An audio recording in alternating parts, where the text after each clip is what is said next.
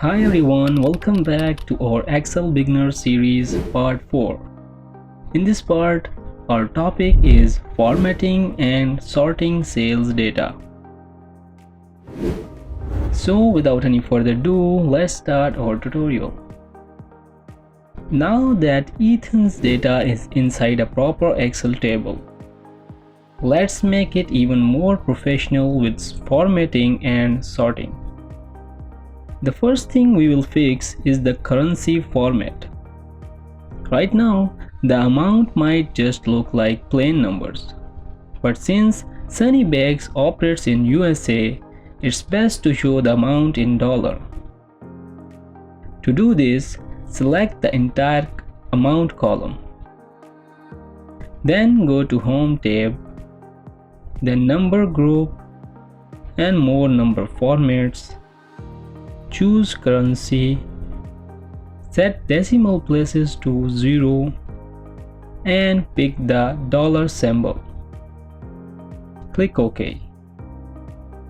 Now all amount will display in proper dollar format. Much easier to read. Next, let's see how sorting works. Suppose Ethan wants to see which customers spend the most. Simply click the filter arrow on the amount column and choose Sort Largest to Smallest.